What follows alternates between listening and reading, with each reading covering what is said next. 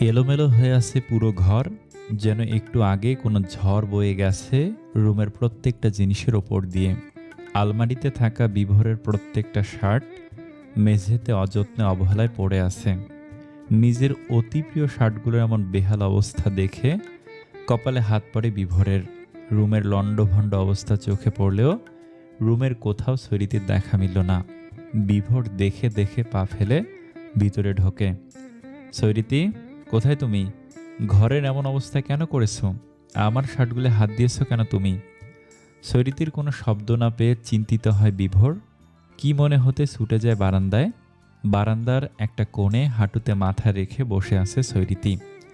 বিভোরের বুকটা কেঁপে ওঠে। প্রাণপ্রিয় প্রেয়সীর এমন অবস্থা দেখে আঁতকে ওঠে সে। সৈরিতির সামনে বসতেই সৈরিতে হাঁটু থেকে মাথা তুলে কটমট করে তাকায় বিভোরের দিকে। বিভোরের সব ধারণা মিথ্যে হয়ে যায়।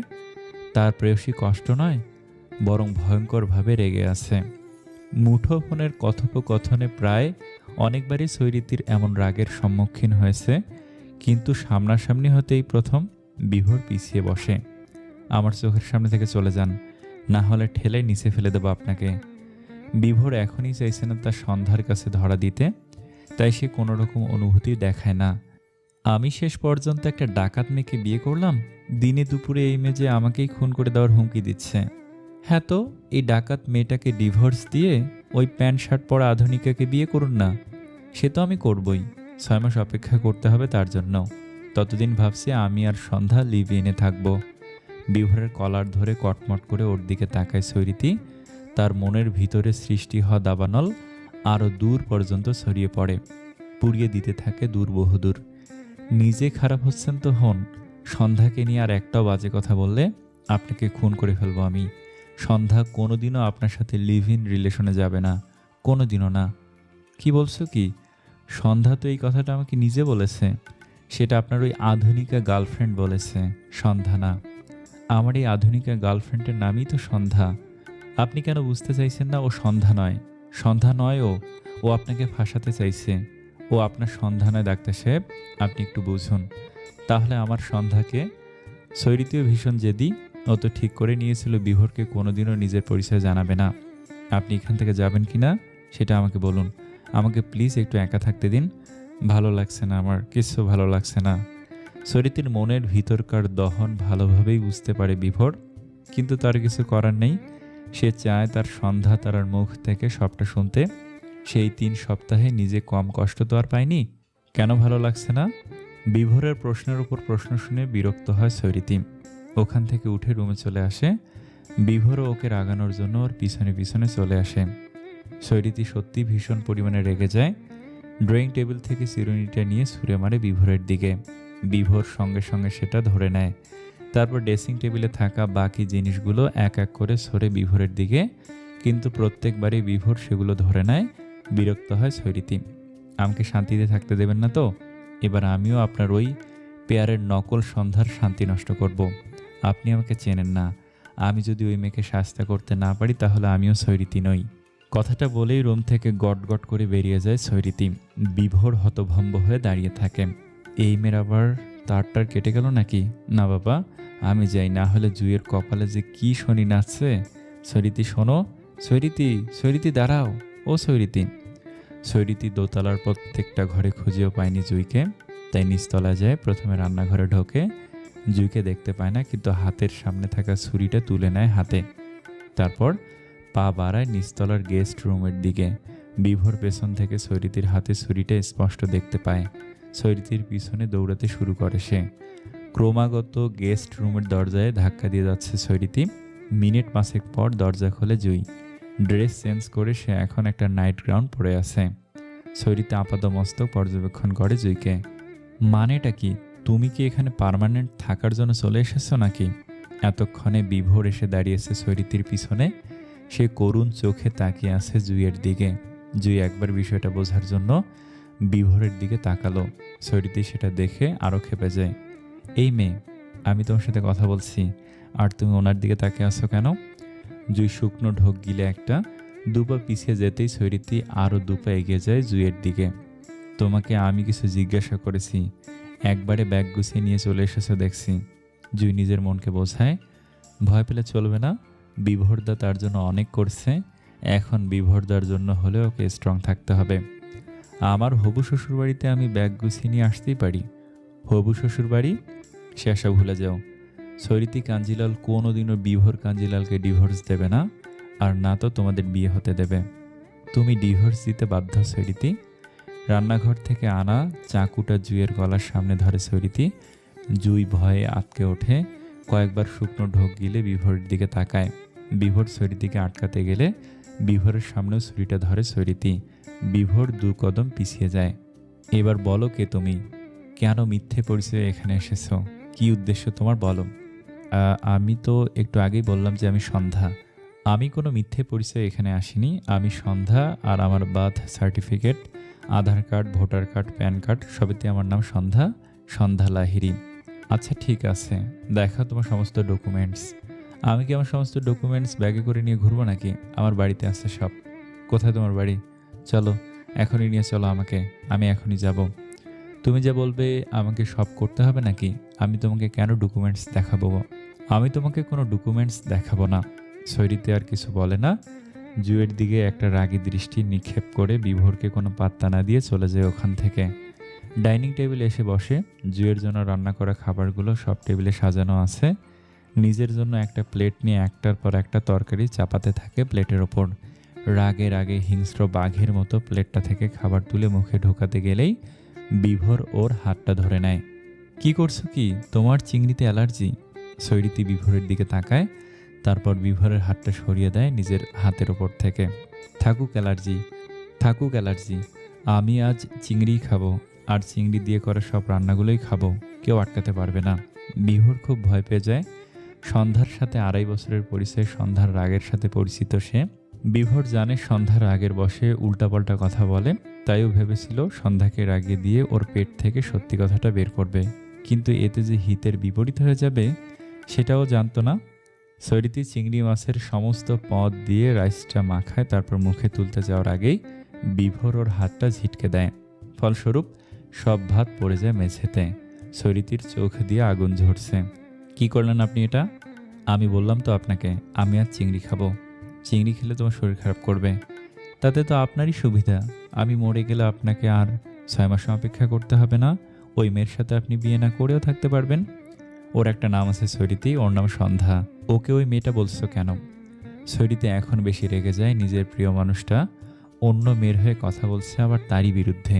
এটা কোনো নারী মানতে পারে না। সৈরিতেও পারেনি মানতে। এতক্ষণের হিংস্রতা, রাগ, ক্ষোভ সব পরিণত হয়ে যায় একটা চাপা অভিমানে। ভালোবাসার মানুষের ওপর অভিমান। সৈরিতে আর পারছে না মিথ্যে বলতে। তার হৃদয় যেন তার বিরুদ্ধে বিদ্রোহ শুরু করেছে। আর চুপ করে থাকতে পারে না সে। এতক্ষণের রাগটা চোখ দিয়ে অশ্রু হয়ে গড়ায়। ওই মেয়েটা সন্ধ্যা নয়, আমি সন্ধ্যা। হ্যাঁ, আমি সন্ধ্যা। আমি সৈরিতি সন্ধ্যা কাঞ্জিলাল।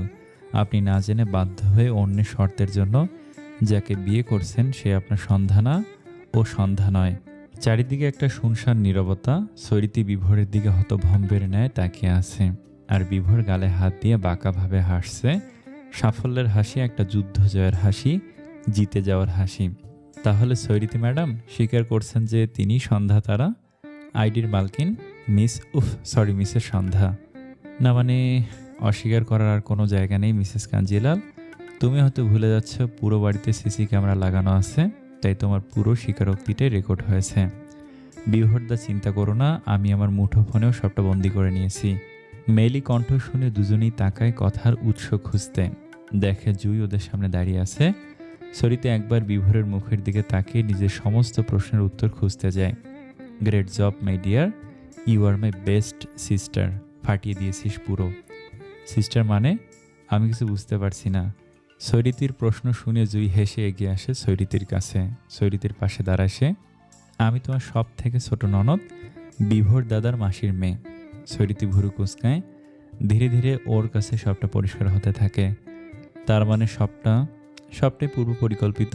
আমার প্রিয় বউ, আপনারা দুজন মিলে আমার সাথে ছলনা করলেন, আমাকে মিথ্যে বলে রাগিয়ে দিয়ে আমার মুখ থেকে কথা বলালেন। আমি তো এই কয়েকটা ঘন্টা মিথ্যে বলেছি, তাতেই তোমার এই অবস্থা। আর তুমি তো আমাকে গত 25 দিন ধরে একটা মিথ্যের মধ্যে রেখেছিলে। তাহলে এখন আমার অবস্থাটা ঠিক কি হয়েছিল একবারও ভেবে দেখেছ? তার মানে আপনি প্রতিশোধ নিলেন আমার ওপর। অভিমানে মাথা নিচু হয়ে আসে সৈরিতির। বিভোর জুইকে রুমে যেতে বলে ইশারায়। জুই চলে গেলে সৈরিতিকে কোলে তুলে নেয়, তারপর নিজের রুমের দিকে ধীর পায়ে অগ্রসর হয়। সৈরিতি ফুপিয়ে ফুপিয়ে কেঁদে যাচ্ছে বিভোরের বুকে মুখ গুজে। রুমে এসে সৈরিতিকে বিছানায় বসিয়ে সৈরিতির সামনে হাঁটু মুড়ে বসে বিভোর। কেন এমনটা করলে সন্ধ্যা? আমি তো শুধু আমার আকাশ পরিপূর্ণ করার জন্য একটা সন্ধ্যা তারাকে চেয়েছিলাম, কেন এভাবে ঠকালে?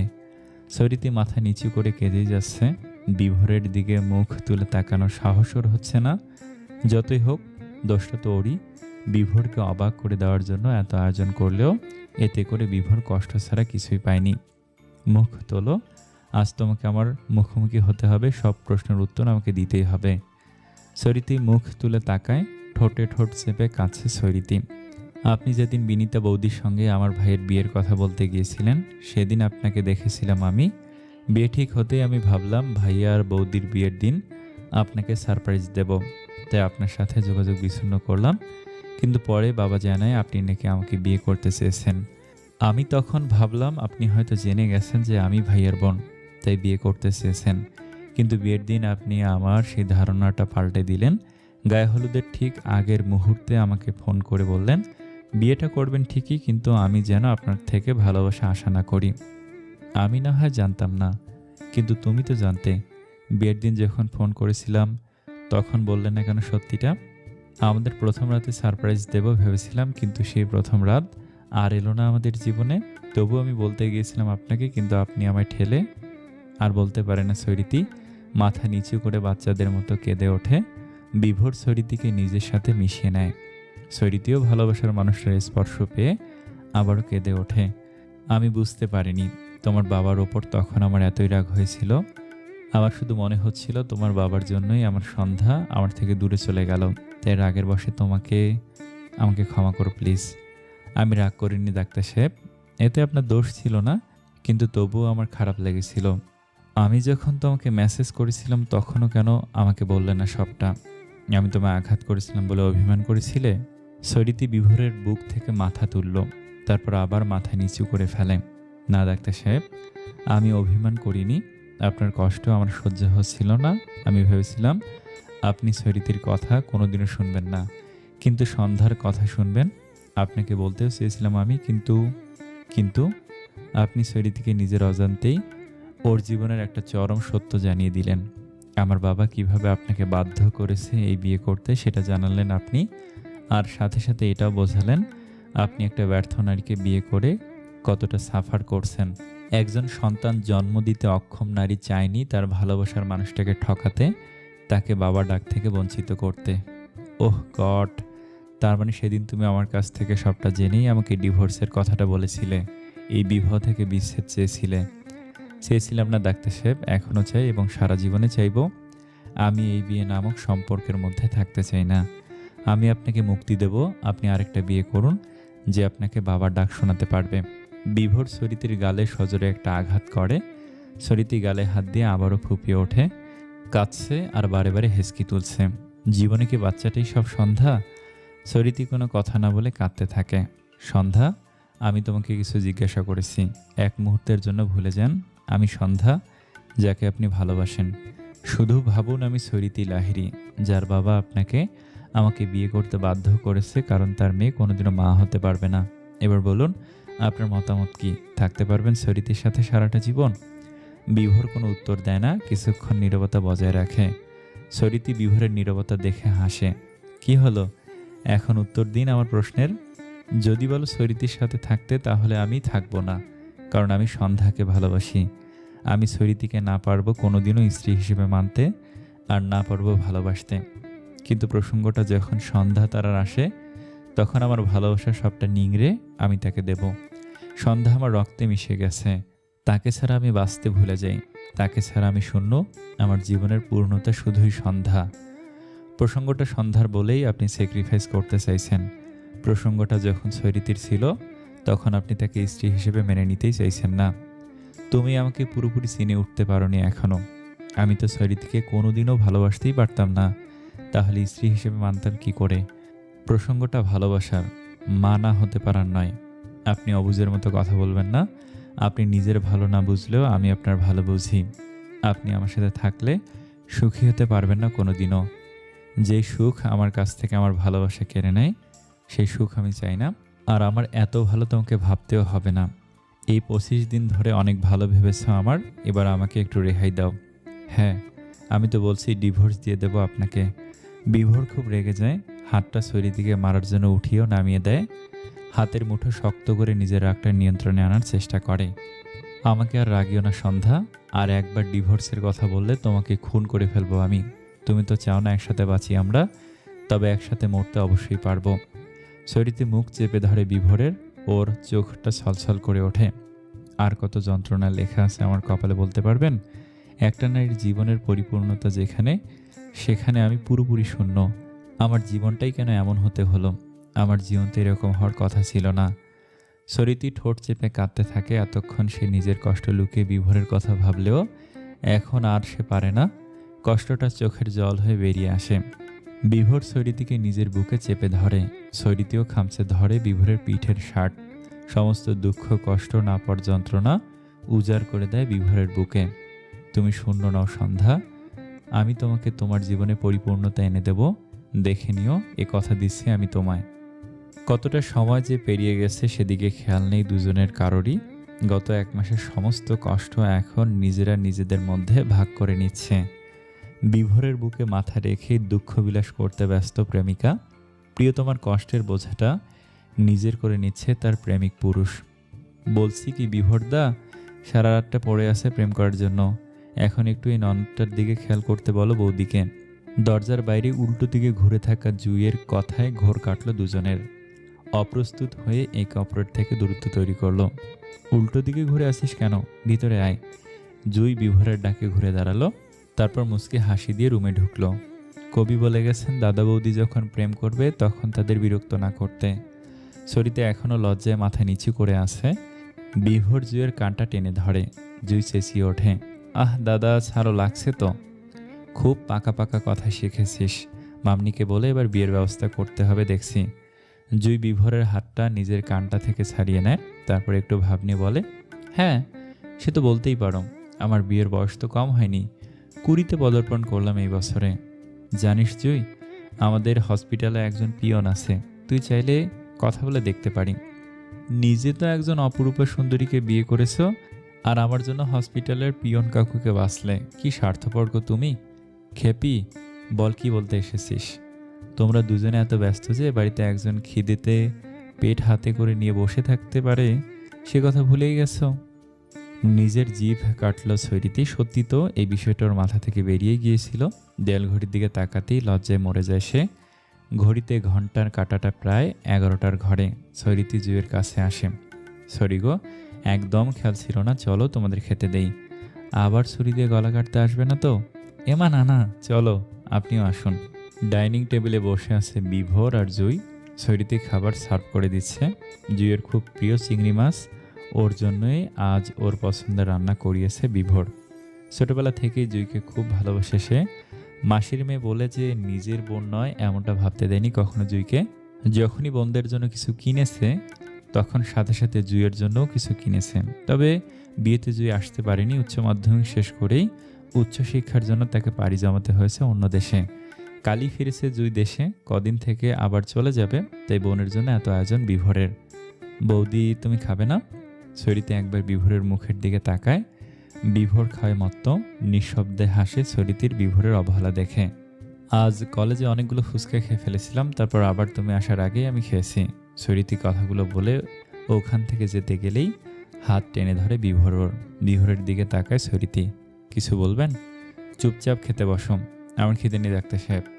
তোমার যে চিংড়িতে অ্যালার্জি সে কথা তুমি আমাকে বলেছিলে, এত তাড়াতাড়ি ভুলে যাই কি করে? আমি হসপিটাল থেকে ফেরার সময় তোমার জন্য রেস্টুরেন্ট থেকে খাবার এনেছি, এখানে বসো, আমি গাড়ি থেকে আনছি। সরিতি মুগ্ধ হয়ে তাকিয়ে থাকে বিভোরের দিকে। মানুষটা তার সব খুঁটিনাটি জিনিসও মনে রেখেছে, অথচ তার সন্ধ্যাকে কোনোদিনও সে দেখেনি। না দেখে এতটা ভালোবেসেছে সে। আর সরিতি কিনা ভাবছে এই মানুষটাকে ছেড়ে যাওয়ার কথা। নিজেকে বিদ্রুপ করে সরিতি। বৌদি তুমি যে সন্ধ্যা সেটা দাদাকে বলনি কেন? জুঁইয়ের কথায় ঘোর কাটে ছরিতির। বিভোরের চেয়ারের দিকে তাকিয়ে দেখে সেটা খালি। নিজের ভাবনার মধ্যে এতটাই ডুবেছিল যে বিভোর কখন উঠে গেছে সেটাই খেয়াল করেনি। জুঁইয়ের দিকে তাকায় ছরিতি। এই মুহূর্তে তার এর বিশ্লেষণ করতে ইচ্ছে করছে না পুরো বিষয়টা। জুঁই সেটা বুঝতে পারে। আচ্ছা বাদ দাও, কাল সানডে, তোমার কলেজ নেই। কাল বরং প্রথম থেকে তোমাদের প্রেম কাহিনী শুনবো। ছরিতি মুচকি হেসে সম্মতি জানায়। বিভোর দুটো খাবারের প্যাকেট নিয়ে বাড়িতে ঢুকে সোজা রান্নাঘরে চলে যায়। প্লেটে সাজিয়ে আনে ছরিতির জন্য আনা বাঙালি খাবারগুলো। ছরিতিকে প্লেটটা দিয়ে নিজে আবার খেতে শুরু করে বিভোর। রাতটা নিমিষে শেষ হয়ে গেল। কাল রাতেও বিভোর তার মৃত বাবা মায়ের রুমেই থেকেছিল, কারণ সে চায় তাদের জীবনের প্রথম রাতটা বেশ আয়োজন করে শুরু করার। এই বাড়িতে প্রথম রাতটা ছরিতির বিষাক্ততার সঙ্গে কেটেছে। সেই বিষাক্ত রাতটার কথা বিভোর ছরিতিকে ভুলিয়ে দেবে একটা জাঁকজমকপূর্ণ রাত তাকে উপহার দিয়ে।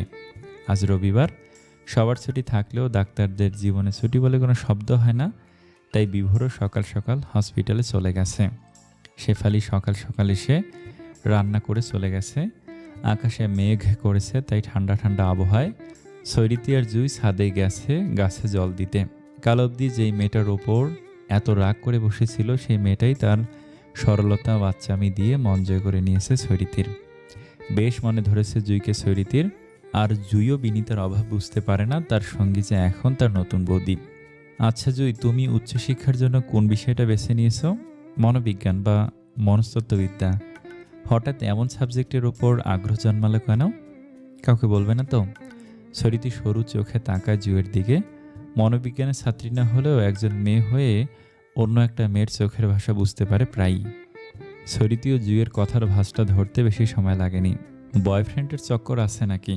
জুঁই মাথা চুলকায়। 24 ঘন্টাও হয়নি এই রমণীর সাথে ওর পরিচয় হয়েছে, কিন্তু কত নির্দ্বিধায় সে নিজের গোপন কথাটা বলে দিতে চায়। সে মেয়েটা খুব সরল মনের একজন মানুষ। বিভোরদা যেই হসপিটালের ডক্টর, সেখানে মেডিকেলে পড়তো। আমার থেকে গুনে গুনে 8 বছরের বড়। ও মনোবিজ্ঞানের দারুণ স্টুডেন্ট। MBBS শেষ করে লন্ডনে MD করছে এখন মনোবিজ্ঞানের ওপর। 3 বছরের সম্পর্কে ওর কাছ থেকে মনোবিজ্ঞানের টার্মগুলো শুনে শুনে ওর পছন্দটা যে কখন নিজের পছন্দ হয়ে গেছে বুঝতেই পারিনি। তাই তো মা বাবা ভাই সব আপনজনদের ছেড়ে পাড়ি জমিয়েছি ওই দূর দেশে। কোথায় থাকো তুমি? ওখানেই, একই কলেজ থেকে আমরা পড়াশোনা করছি। ও সিনিয়র আর আমি সবে মনোবিজ্ঞানের সেকেন্ড ইয়ার। ছরিতি ভুরু কুচকায়। জুঁই মনোবিজ্ঞানের ছাত্রী হলেও মন বিষয়ে অতটাও রপ্ত করতে পারেনি যাতে করে ছরিতির মনের প্রশ্ন সে বুঝে যাবে। ছরিতির দারুণ সন্দেহ হয়। একসাথে থাকো? এই না না না, গত 1 বছর 3 মাস লন্ডনে থেকেও ওখানকার আধুনিকতার ছোঁয়া আমার দেশের সংস্কৃতিকে ভুলিয়ে দিতে পারেনি। ওই দেশের 40, 50, 100 তলার বিল্ডিং দেখে দেখে কাটলেও এখনো মন পড়ে থাকে আমাদের বাড়ির 2 তলার কোণের ওই রুমটায়, যেখানে আমার শৈশব কেটেছে। তোমার প্রেমিকের কথা সবাই জানে? তোমাকে তো প্রথমেই বললাম কাউকে বলবে না। নিতু দিদি জানে, আর আমার ওখানকার বন্ধুরা জানে, আর এখন তুমি জানলে। তুমি তো আমাকে কালই চিনলে, তবে যে আমাকে বিশ্বাস করে এত কথা বলে দিলে। মানুষের মুখ দিয়ে মিথ্যে ভাষা বলতে পারে, কিন্তু এই 2 নয়নের ভাষা কোনোদিনও মিথ্যে বলবে না। নিজের ভরসার উপর বিশ্বাস আছে, কোনোদিনও ঠকিনি। তুমি তো দারুণ কথা বলতে পারো জুঁই। বরাবরই আমি কথা বলতে ভালোবাসি বৌদি। ছোটবেলায় মা বলতো যারা নাকি বেশি কথা বলে তাদের মনে কোনো নাকি পাপ থাকবে না। তেমনি আমার মনে কখনো কোনো পাপকে প্রবেশ করতে দেইনি আমি। ছরিতি কিছু একটা মনে পড়ে যায়। তোমাকে একটা কথা জিজ্ঞেস করবো জুঁই? একটা কথা 100টা করতে পারো, কম কথায় আমার মন ভরে না। বলে হো হো করে হেসে উঠল জুঁই। ছরিতিও হাসলো জুঁইকে দেখে। কালকে কি আমার চোখ দেখে বুঝেছিলে আমি মিথ্যা বলছি? জুঁই হাসে। ছাদের রেলিংয়ে 2 হাতে ভর দিয়ে দাঁড়ায়। প্রথমে তোমার চোখের ভাষা বুঝতে আমার দম নিতে হয়েছিল, কিন্তু তুমি যখন ওই চাকুটা নিয়ে আমার গলায় ধরলে তখন তোমার চোখে আমি নকল সন্ধ্যার জন্য প্রচুর রাগ দেখেছিলাম। তাই তো আরও রাগিয়ে দিলাম তোমায়, যাতে করে তুমি নিজের মুখে বলো তুমি সত্যিটা। কথাটা বলার সাথে সাথে হাতে থাকা মুঠোফোনটা নিজের অস্তিত্ব জানান দিল। সশব্দে বেজে উঠল ফোনটা। ফোনের স্ক্রিনে তাকাতেই মুচকি হাসল জুঁই। মনের ডাক্তার বলে সংরক্ষণ করে রাখা নামটা দৃষ্টি এড়ালো না ছরিতির। তৃপ্তির হাসি হাসল ছরিতি জুঁইয়ের হাসি দেখে। ফোনের দিক থেকে চোখ সরিয়ে আকাশের দিকে তাকালো সে। অদৃষ্টির দিকে ছুড়ে দিল নিজের প্রার্থনা বার্তা। ভালোবাসার মানুষদের মিলিয়ে দিও ভগবান। সন্ধ্যা আর তার ডাক্তার সাহেবের মতোই যেন জুই তার মনের ডাক্তারের মিলন ঘটে।